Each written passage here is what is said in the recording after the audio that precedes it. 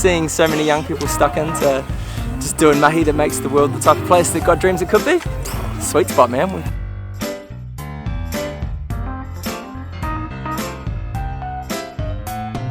My favourite part of the day has been gathering together and helping the environment. Very hot and tired, but yeah, satisfied with the work. We're mulching. It's cool to see, just everyone working together and, you know, changing the landscape. The number of young people here, just like here and like getting stuck into it is incredible. It's so much fun, and like yeah, I don't know, it doesn't feel like it's a bunch of different youth groups here. It's like just one big youth group. It's epic.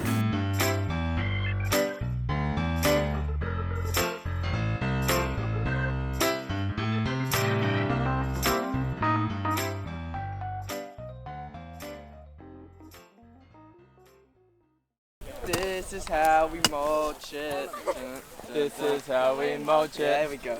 This is how we mulch it. Yeah.